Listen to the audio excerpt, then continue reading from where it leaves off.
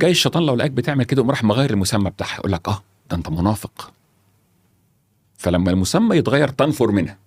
صحيح. ولو الشيطان لقاك بتعمل حاجه وحشه زي انك صليت اللسان، انك بتجرح في الناس، انك بتحرج الناس، هيقوم يسميها مسمى حلو.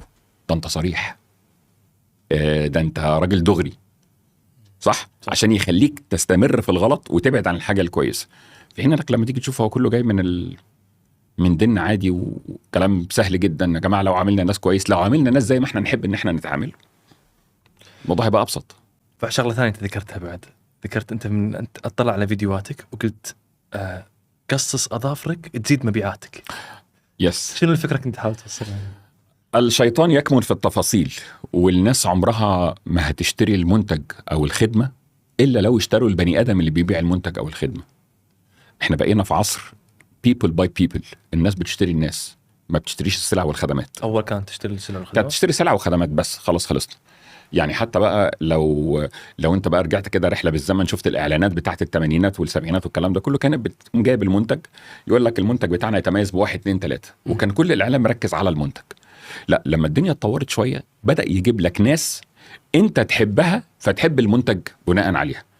هل في اي منطق يخلينا نجيب كريستيانو رونالدو يعمل اعلان شامبو قشره؟ ايه العلاقه؟ مفيش علاقه.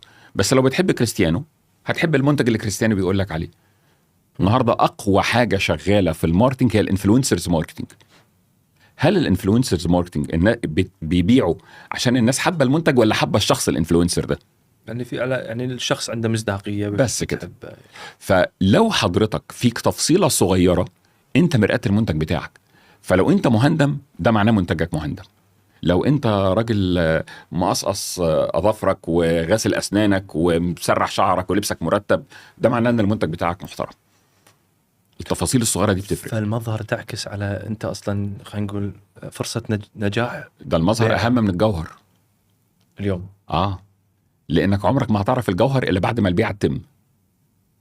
صح. المظهر هو اللي بيفرق. وصلت. واحنا بقينا عايشين في عالم بصري، فمهما كانت الكواليتي بتاعت المنتج بتاعك عاليه، ولكن التسويق ليها او الاعلان البصري ليها مش قوي، مش هتبيع. فهمت. فنجاحك النهارده معتمد على، يعني يقول لك you are as good as your communication is. انا اللي اهم من انت شاطر كام في المية في الحقيقه، ده واصل للناس بنسبه قد ايه محدش يتخيلها. لو عندك communication بس هتوصل شويه، لو شاطر بس مش هتوصل.